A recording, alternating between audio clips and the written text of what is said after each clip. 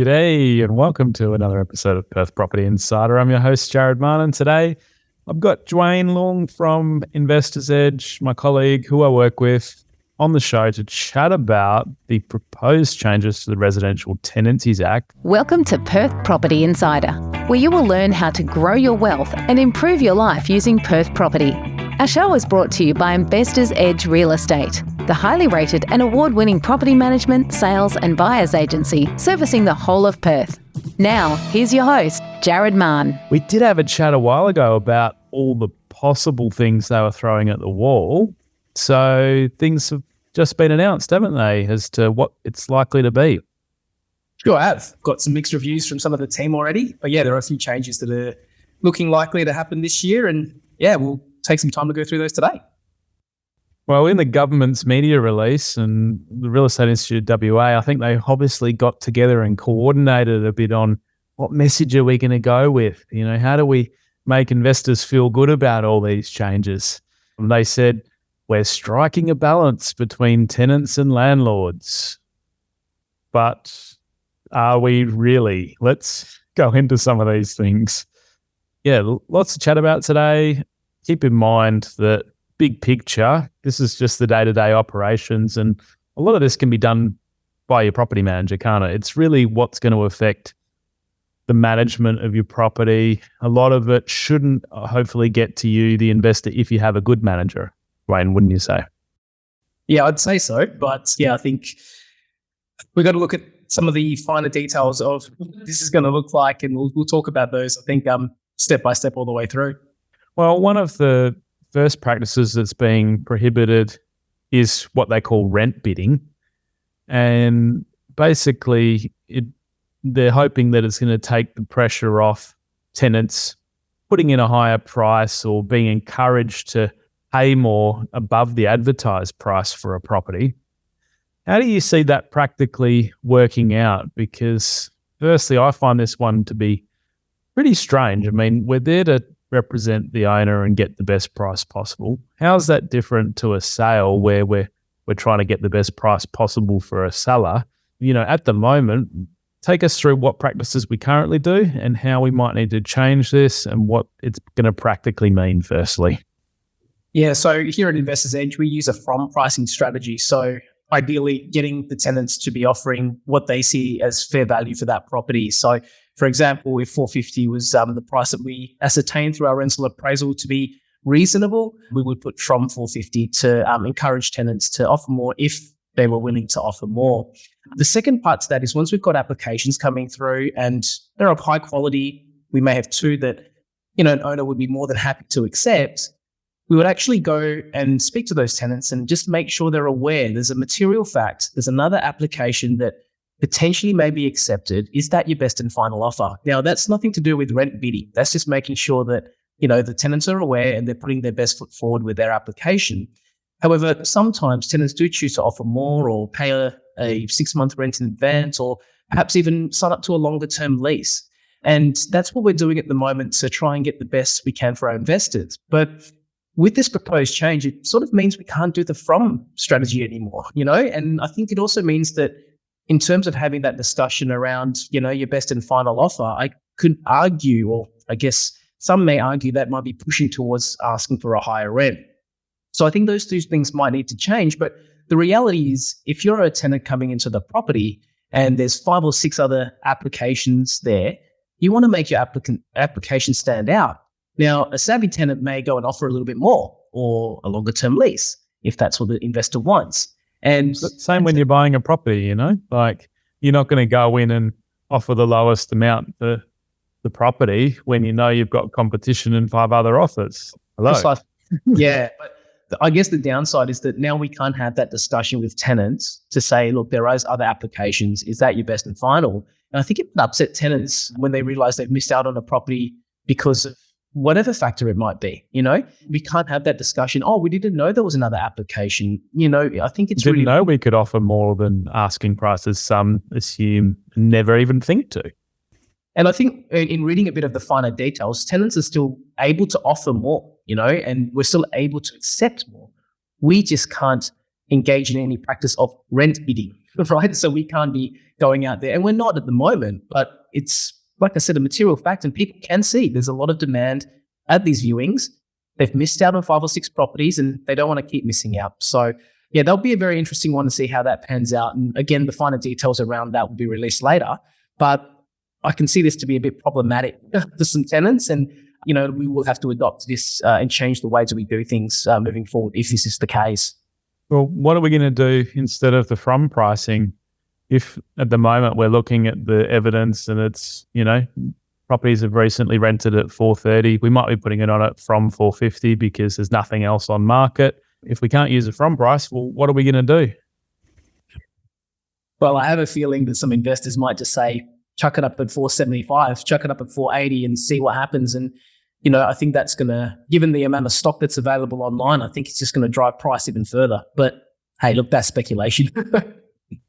Well, what have you got to lose by putting it up for 2 or 3 days at the higher price when we're starting the process? In most cases, when we've got a sitting tenant, we're starting the process 30 days out. At the moment, we can place a tenant in a week, 2 weeks, depending on if we're finding the actual quality of applications there. It's never just about price. Like our discussion today has been focused on price, but of course, quality trumps everything. And that solid rental history and everything else we've spoken about in some previous episodes, don't get us wrong. We'd take a tenant that's $20 less over one that's suspect and has just had a termination served against them. So, quality trumps everything else. But if all things are even, all things are the same, then we are going to look to that price, of course. So what are some of our other changes? What was the next one they've got proposed? I think the next one that sort of affect our clients as well is the ability to increase the rent. At the moment, can be done every 6 months, given a few conditions are met, but they're reducing that frequency to being every 12 months.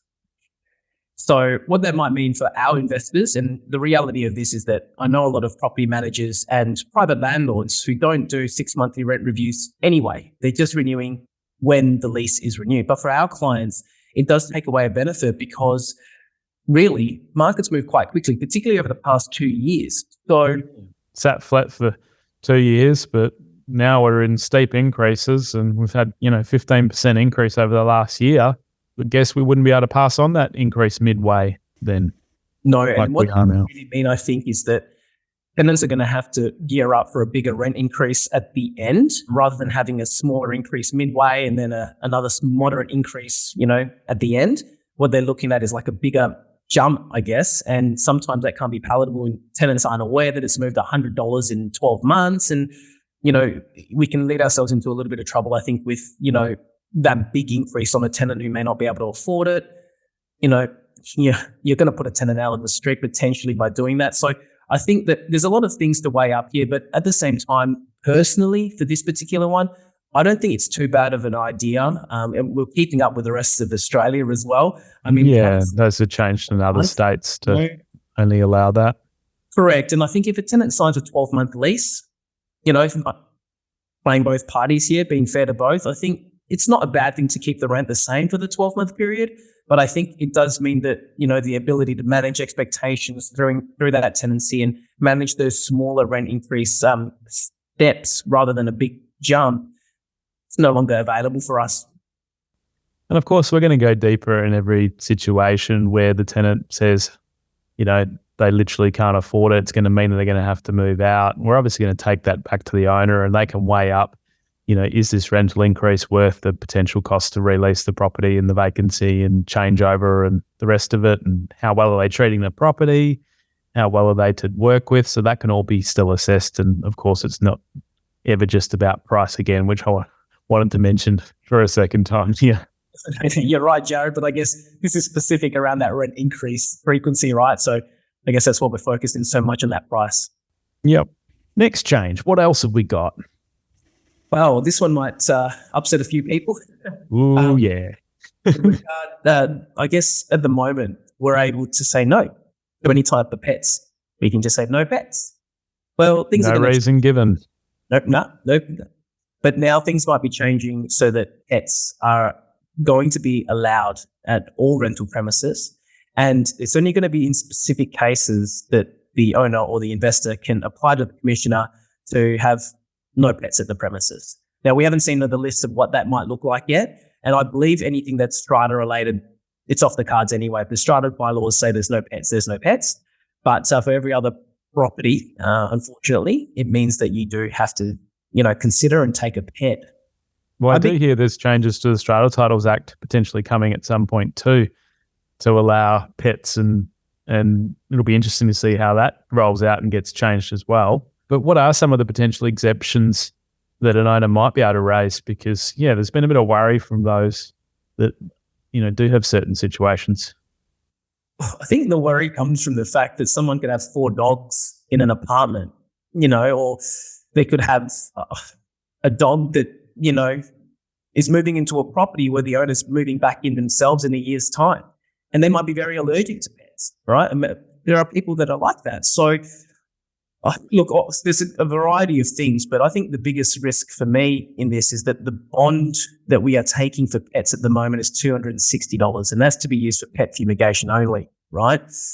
If you do allow a pet in your premises, it is an additional risk, and therefore you either want more money for it or you want a bigger safety net.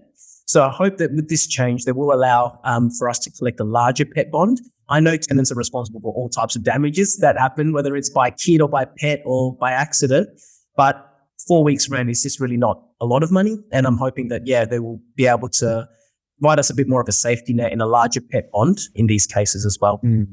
They've indicated that that's likely, but again, no detail to that yet. So fingers crossed they make it a reasonable amount too that is going to be able to actually cover damage. And, because a pet can cause a fair bit of damage when I had a sale that was property coming up for sale. They were minding a pet not approved on the lease, kept it in the master bedroom so it wouldn't get into the rest of the house. Of course, it got into the master bedroom.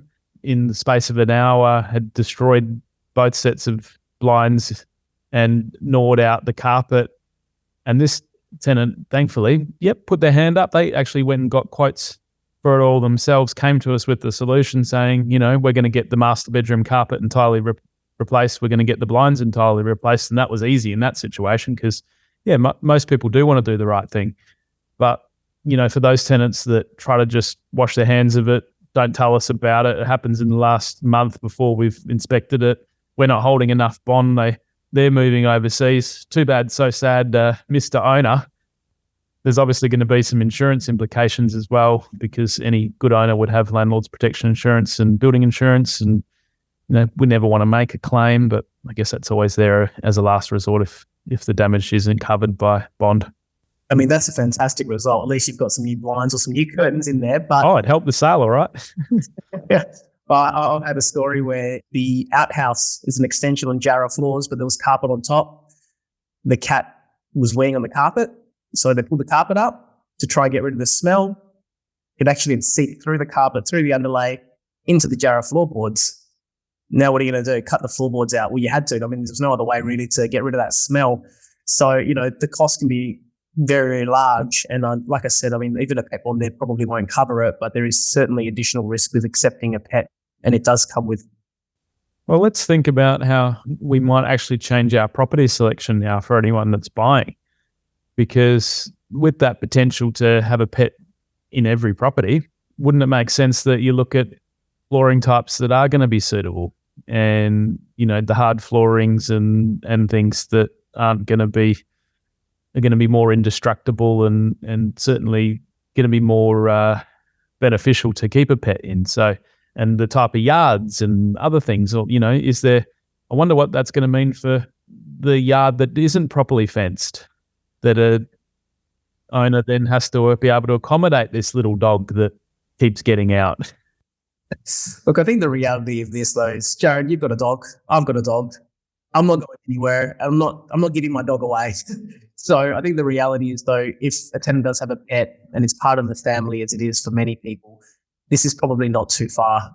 Yeah, we've always encouraged landlords to accept a pet because if a tenant's got a pet, they're more settled, they're going to stay longer term, they're going to also, all the right ones do the right things and look after them, and you wouldn't even know in one of my properties, tenant's got a really big dog. You wouldn't even know. They're so well trained that, you wouldn't even know they live in the house.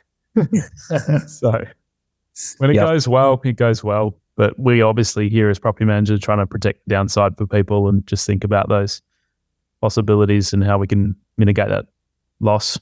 So what else have we got? Look, this one again might raise a few eyebrows, I guess, but tenants will be able to make certain minor modifications to the rental premises, and the landlord will only be able to refuse on certain grounds. Now, we haven't got the specifics of what minor modifications are. We don't know what certain grounds are, but you can imagine, say, a long hallway, they've hung 20 pictures on 20 screws along the hallway. Yes, when they vacate, they need to remedy and make good as it was. But the next tenant comes in and does another 20 holes. And the next tenant does again, because it is a hallway. I mean, arguably, I believe that everything should go past the owner. Personal opinion here. They should be reasonable and accepting, but without having any ability to go, nah, I think this is probably a little bit too much. Again, it does come down to what the minor modifications are, but yeah, I don't like this one, unfortunately. I mean, in the past, we've encouraged, to put a few screw hooks up in the living area, and, that way each tenant can use them when they turn over. And that's still probably a pretty good practice to keep up, because then, you're the one that's putting in the screw. You can have it done professionally. You leave it, there's less chance that they then want to, put other things up, hopefully. And that way you're still providing that ability. But, this is probably giving them a lot more scope. They could do TV mountings on walls potentially. What other modifications? Are they allowed to paint their girl's bedroom pink as long as they fix it on the way out? I don't know. To what extent it's going to be minor, we'll hopefully get all the details to that. And at the end of the day, it'd be nice to be able to keep an extra bond for this reason too, but it doesn't look like there will be. But hopefully in the detail that pops up and surprises us. What else is next? The release of security bonds. They're making a few changes to how they're going to do that. This is a bit more in line with what I've seen in some other states. So with some of my other properties, the tenant can apply to have the bond released as well. And if the owner or property manager doesn't agree, then the bond would just automatically be, or if they don't respond rather, it would just automatically be released to the tenant within a certain time period. And then that way it's not waiting for the property manager to do it. And some of them are arguably very tardy on how they lodge for bonds, and they have to, be in control of the process at the moment, with the property manager or owner doing that, initiating it. So here the tenant can initiate it. And so any issues you can see here? Only for those, like you said, tardy property managers really, and those tardy owners, because, let's face it, some private landlords might hang on to the bond for a little bit longer as well, and maybe not be as proactive as they should be in releasing that. So look, again, I don't mind this so long as the property manager still has a final say in stopping a disposal that otherwise shouldn't be approved. Look, I don't have any problem with that. And then probably this leads into the next one, which is how disputes will be handled over bond payments. And you'd have to imagine this is one of the main reasons everyone goes to the courts over. What's the changes look like now? Well, I mean, disagreements around pets, minor modifications are going to be referred to the commissioner for determination, really. So I guess the good thing from this perspective is that you're not going to have to wait potentially for a magistrate to hear your case. But at the same time, I think they're going to need a lot more people to be able to run this, really. Don't know if they're going to be staffed up and they realise the amount of flow, and are they going to become the next bottleneck? I'd imagine, unless they do it really well. I mean, how often does the government manage internal change exceptionally? They've known about this coming for years, so maybe they'll surprise us, Jewayne. I'm going to hold my tongue, Jared. Yeah, Jewayne from Investor's Edge said. Well, wait and see on that. I hope it becomes more streamlined, as they say it's going to be. I hope that we can get outcomes quicker, and it'd be fabulous if we can get a resolution when it's, very clear cut that things should be going to the owner and the tenant's disputing that. Sometimes we have to wait quite a while to get to court, go through the whole process. And an owner could be out without money for 2 months, 3 months while it's held up. At least in this case, if we could get an answer in 2 weeks or something like that, that'd be amazing. So I tend to agree, mate. So let's hope.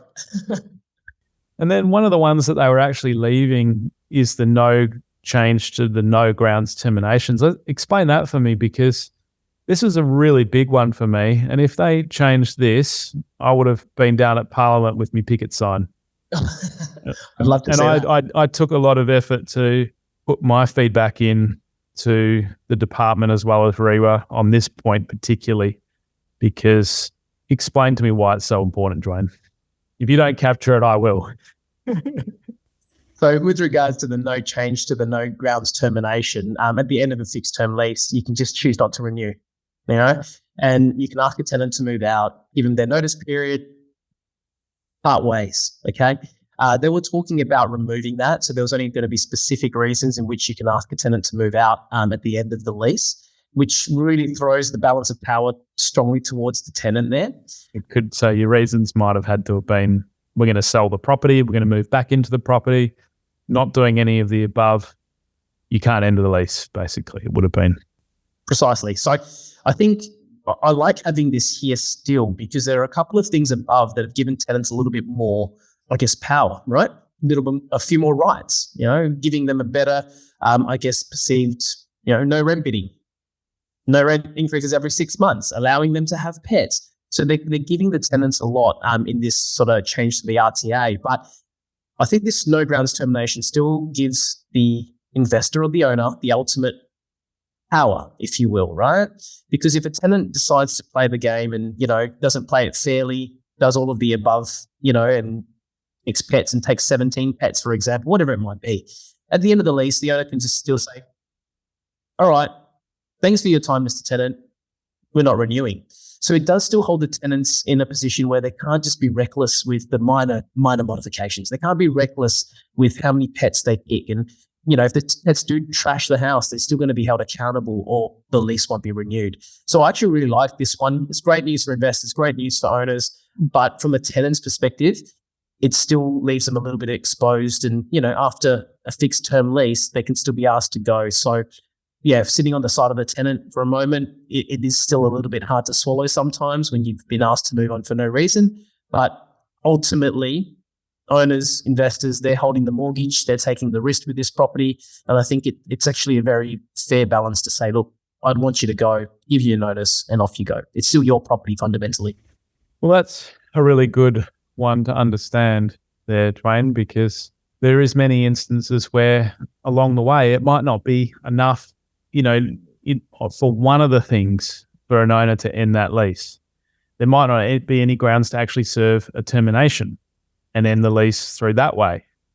But there could be a lot of things that all add up for the owner to, want to end. It could also be that the tenant's not able to pay the rent, and the gap between what they're wanting to pay and the market rent has suddenly got too high.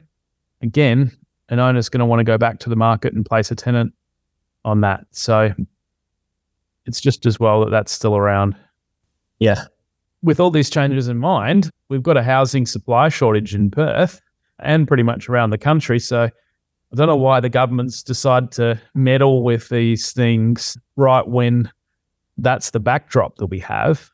Do you think these proposed changes are going to potentially affect the attractiveness of Perth property to investors, or how do you see it playing out?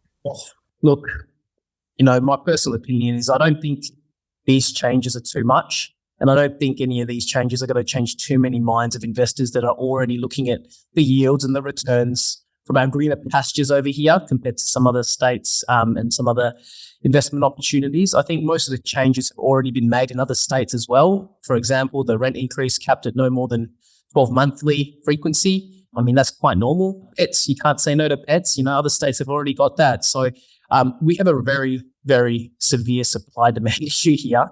And with a few minor changes to the Residential Tenancies Act, I actually don't believe that should affect any investor's decision to buy here, particularly when you've still got that no grounds termination available. It's still, I think, much better than some of the other states and territories.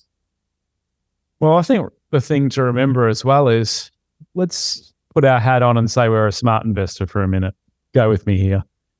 If the short-sighted investors that think short-term are put off by these changes or concerned by them, they hang back. If you're a smart investor and you're big picture and you're more just focused on, what's this property going to do if it doubles for me in value over the next 10 years? That's the big picture reason we're doing this, not getting stuck into the minor things of, do I have to worry about some hooks being put on the walls? It's never that simple, believe me, as a property manager in the middle, but I'm trying to just simplify it here and explain my thinking. If it does put investors off in the shorter term, that's going to mean less rental supply. What's that going to do to rental prices? It's go up, right? It's going to keep pushing them up. So if you're an existing investor and this puts other investors off, that's a pretty good backdrop for what's going to happen to the stability and the price of your rental, just supply and demand. So I always like to look at the flip side and play the smart investors role, the bigger picture to things. And I'd encourage people not to get too trapped and focused on the short term, because the rental yields are here, the growth potential's here, and that's what's going to change your life over the long term, not getting too worried about the short term stuff. I mean, if you have to think of it, right, investors want returns. Ultimately, we all want the same thing, make money. The rental market in Perth is now averaging, $550 per week. Back in 2018, it was $350 per week. So, I mean, it's moved quite a fair bit. And I don't think it's going anywhere in a downward fashion anytime soon, because vacancy rates are at 0.5, 0.6%. So, like I said earlier, we're in a severe supply-demand problem. And look, a few of these minor changes, it's fine. I personally think they're not too big as a step in the wrong direction. So it doesn't, unless a whole bunch of investors get upset and sell their properties or they choose not to buy, it's not really going to solve the underlying supply shortage. If anything, might make it slightly worse if some people overreact.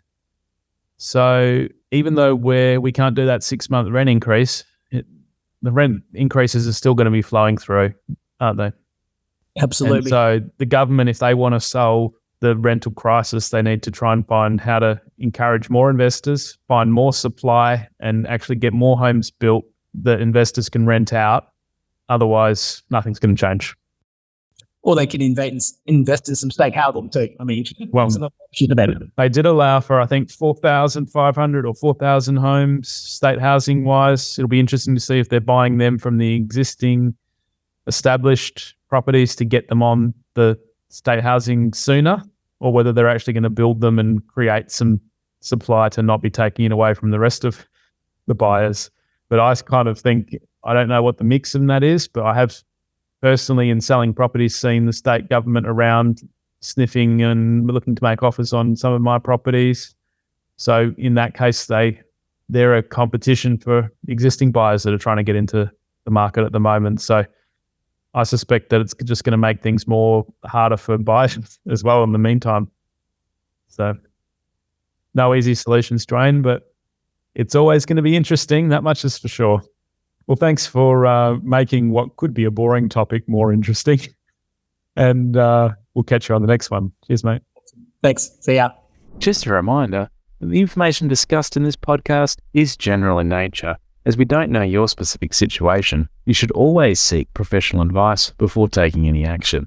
For free market reports on your suburbs of interest and other helpful resources to grow your wealth, make sure you join my property investor update at investorsedge.com.au/join. And finally, make sure you're a member of our Perth Property Investment Facebook group to be part of the conversation with other like-minded investors, get help to your questions, and get a feel for what's going on out there in the market. I'll see you in the group.